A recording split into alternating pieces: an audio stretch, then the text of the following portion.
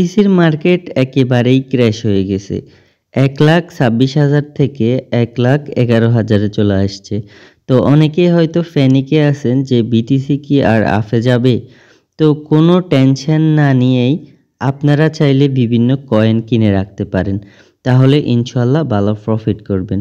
তো আপনারা প্যানিক না হয়ে আপনারা এখন কি করবেন? আজকের এই ভিডিওতে A to Z সকল বিষয় দেখিয়ে দিব।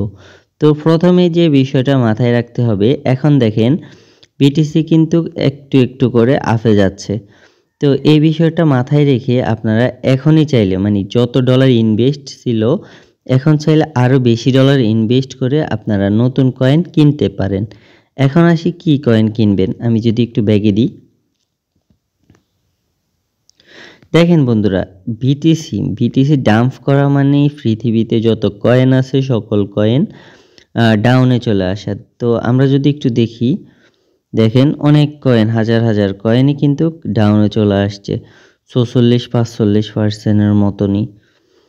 তো এখান থেকে আমরা জাস্ট কিছু কিছু কয়েন কিনে রাখতে হবে। দেখেন হিউজ পরিমাণ ডাউনে চলে আসছে মার্কেট পুরাই ক্র্যাশ হয়ে গেছে।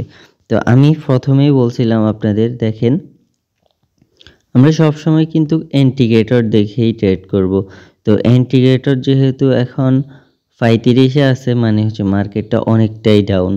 এখন যদি আপনারা কয়েন কিনেন অনেকটাই আপনারা যদি ট্রেড করেন অনেকটাই রিস্কের মধ্যেই কিন্তু ট্রেড করা লাগবে।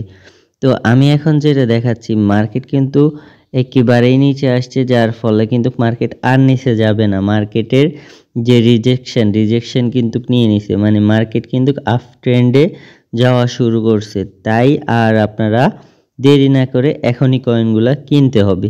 তো এখন আসি কি কি কয়েন কিনবেন। আমরা যদি ফেভারিটে যাই, এখানে দেখেন অনেকগুলা কয়েন আছে আমি যেগুলো রিকমেন্ড করি।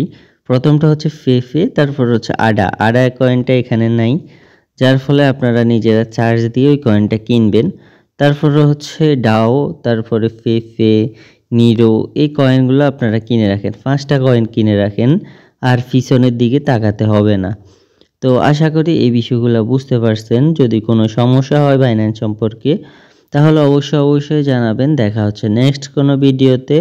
আর একটা বিষয় হচ্ছে, আপনারা আলফা থেকে, এই যে দেখেন আলফা থেকে নতুন যে কয়েনগুলো আসবে ওই কয়েনগুলো কেউই কিনবেন না এখন, কারণ বর্তমান মার্কেটটা অনেকটাই ডাউন। আলফা থেকে কেউ কয়েন কিনবেন না। স্টেবল কয়েন নিয়ে এখন সবাই কিন্তু অনেকটাই ফেইনে আছে, যার ফলে আপনারা সবাই একটু অপেক্ষা করেন। মার্কেটটা ইন্ডিকেটরটা একটু উপরে যাক, 50-এর উপরে যাওয়ার পরে আপনারা ইন্ডিকেটর দেখে মার্কেটে এন্ট্রি নেবেন।